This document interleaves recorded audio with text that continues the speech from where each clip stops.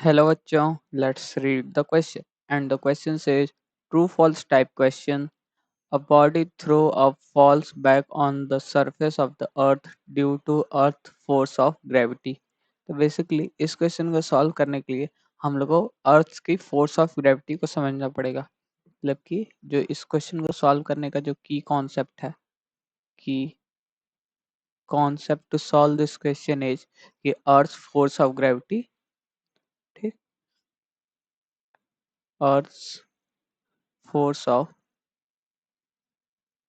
Gravity, ये क्या है ये समझ लें तो फिर इस क्वेश्चन को हम लोग सॉल्व कर पाएंगे।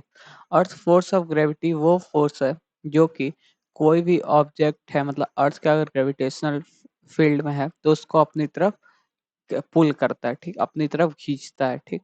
अगर हम लोग लेट से ये कह लें अर्थ है तो इसका जो ग्रेविटेशनल फोर्स है या फोर्स ऑफ ग्रेविटी है वो जो ऑब्जेक्ट्स इसके रेडियस में होंगे, मतलब कि इसका एक रेडियस होगा, जिस रेडियस में इसका फोर्स लग रहा होगा उस रेडियस पे कोई भी ऑब्जेक्ट होगा तो इसको जो अर्थ है वो अपनी तरफ अट्रैक्ट करेगी, ठीक।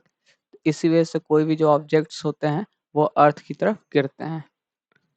तो अगर हम लोग देखें इस स्टेटमेंट में क्या कह रहा है कि a body throw a falls back on the earth surface of the earth due to earth force of gravity. तो देखें तो हम लोग क्या कह रहे हैं कि एक बॉल को हमने ऊपर फेंका और वो वापस अर्थ के सरफेस पे आ जाती है फोर्स ऑफ ग्रेविटी की वजह से। तो ये तो स्टेटमेंट सही है, क्योंकि फोर्स ऑफ ग्रेविटी ही वो फोर्स है जो कि ऑब्जेक्ट को उस सरफेस की तरफ, मतलब कि सेंटर, अर्थ की सेंटर की तरफ पुल कर रही है, ठीक। तो ये जो स्टेटमेंट हो जाएगा वो हो जाएगा ट्रू, ठीक। तो हम लोग क्या बोल सकते हैं कि जो स्टेटमेंट गिवन स्टेटमेंट है वो ट्रू है। So the final answer is true.